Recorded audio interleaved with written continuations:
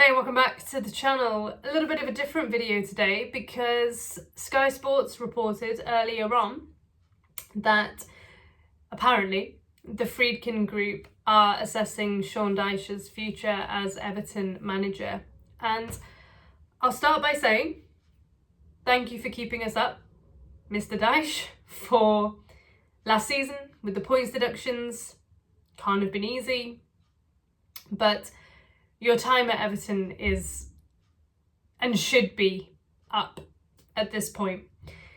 And speaking about Dyche's time being up at Everton, I wanted to list some players who are out of contract in the summer, in June 2025, either their loan ending or, contract running out. And so it's these players: Calvert-Lewin, Mangala, Lindstrom, Harrison, Breuer, Decore, Michael Keane, Young, Garnegay, Virginia, Coleman and Begovic.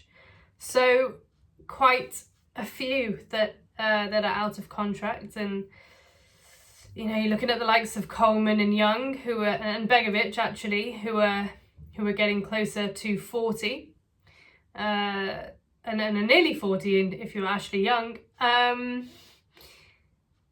And definitely some question marks about, some of those players, but it's a pretty good chunk of our first 11, actually, when you look at it. And so there's uncertainty there that we start with. And then I wanted to speak a little bit about Sean Dyche and make my position absolutely clear. I can only speak for myself. And just talking about recruitment.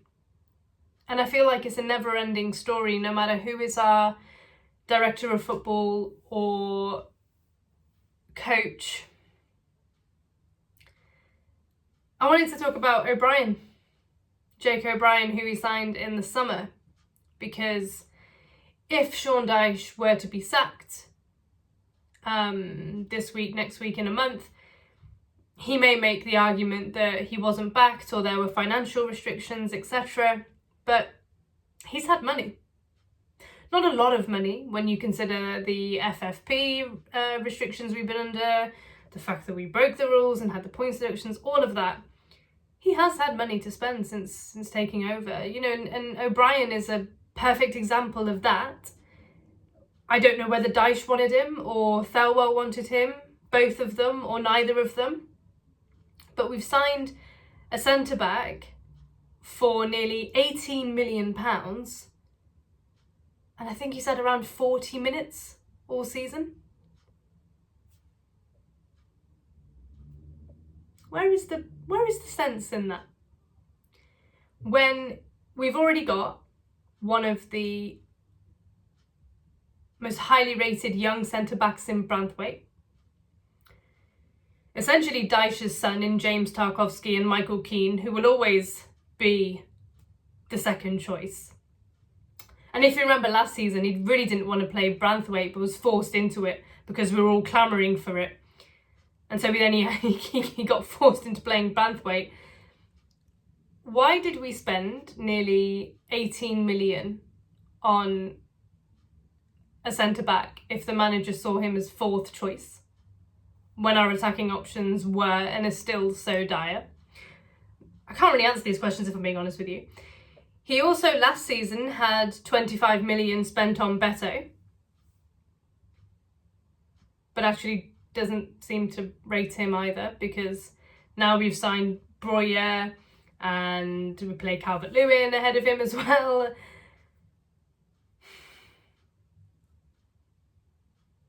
When we could have signed Victor Gyökeres for 15 from Coventry, but Everton elected not to because he was from lowly little Coventry. And if you know me and where I'm from, I will not have Coventry being spoken about in a bad light.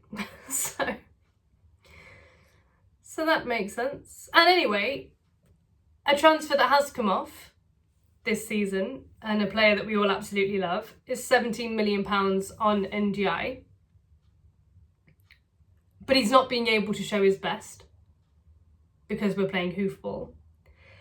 And now that I've given you all my opinions, let's talk about some stats on why Sean Dyche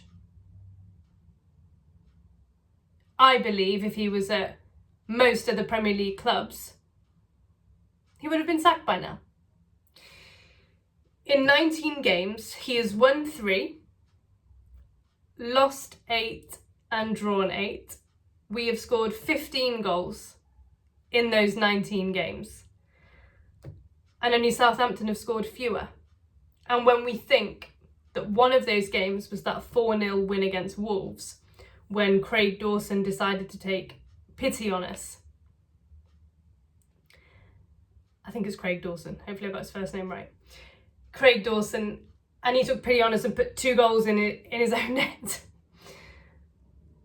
That's why Sean Dyche should lose his job. Yes, it's the results and those statistics, but it's not only that, it's the manner in which we're losing. That whole thing that Dyche said at the start of the season about some Everton fans are expecting Europe didn't exist. Didn't happen, frankly. When we were getting beaten 3-0 by Coventry City in pre-season, I wasn't thinking that we're going to have European aspirations. I was there for that game, actually. We were terrible. We were horrendous. It was the debut for the All Black kit. And they scored us. And so the warning signs have been there since pre-season. But that's why, Sean, you should lose your job. Because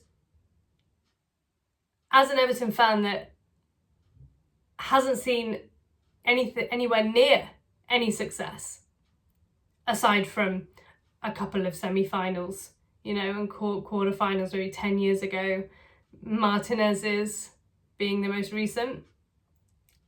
I was there for that too. Shocking. Against United. We don't expect to win games. We don't expect to beat everybody in the league. But there is a manner in which you lose. And if you consistently are losing without getting a shot on target, that is a disgrace. Those Everton fans, wherever they travelled from, whether they live down south or up north or come from abroad, because Everton fans do, worldwide fan base. I listened to quite a popular podcast and one of the podcasters from there is coming from, I believe, America to see the Peterborough game. They don't deserve to travel all the way from Liverpool, all the way down to Bournemouth, to not see their team register a shot on target. And I will tell you, the most embarrassing thing that happened against Bournemouth was not the defeat, was not the performance, but it was the Bournemouth fans singing to the away end, "How do you watch this every week?" Bournemouth. And that's no disrespect to Bournemouth. You're being very well ran. You're competing for Europe. I'm sitting here envious.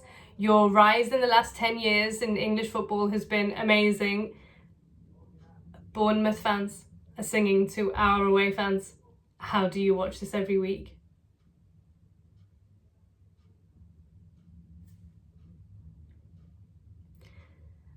And there's a lot of excitement for the new stadium.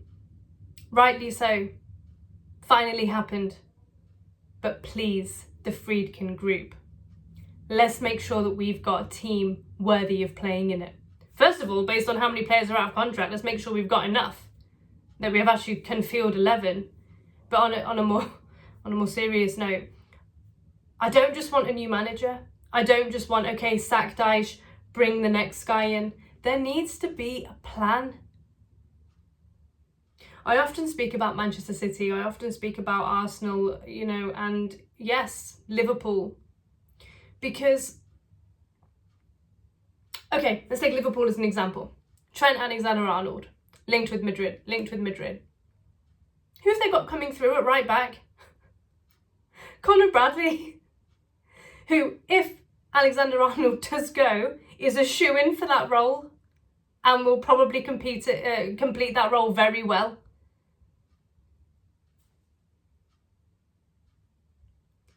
There needs to be, at Everton, a plan for, yes, the manager, but what is our style of play going to be? Because, again, a lot gets said about Calvert-Lewin. And Dyche will often use the excuse, well, the goal-scoring record before I came was also bad. Not very good. Yeah, I agree. But on the other side of that, when Calvert-Lewin was coached by one of the best managers in the world, he was called up for England. He was getting into double figures. And yes, that was a completely different squad in a really different time with no fans. But he clearly has it in him. If you give him the service, if you provide for him. And a player I've just mentioned, forget the ones we had 3-4 years ago, and Dyche. And Dyche can't provide for Calvert-Lewin with how he plays. And this is not all on Sean Dyche. It isn't. The fact that when Rafael Benitez was manager and the people running the club before the Friedkin group let our left back, Luca Dean, be sold a few days before sacking the manager that he'd fallen out with. One of those providers to Calvert-Lewin. A lot of things at Everton have not made sense, but what I'd really like is for a few good academy players to come through. A clear style of play from the 10-year-olds at Everton to the first team. And most definitely, before we move into the stadium, a team and a coach that is capable of getting a shot on target in 90 minutes. At least one. I don't think that's too much to ask. From a coach that's paid millions and players that are paid millions to do that. For fans, not like me. For fans who travel all over the country to watch you play. If you are also wanting Dyche out, which I think is the majority of the Everton fans now, majority of us now, who would you get? I don't know. I don't know. Anyone. Surely anyone can inject a bit of life into this team and into the crowd. Right. I will see you on Thursday. Everton need to win that one. It could get nasty if they don't. Okay, thank you for watching this one.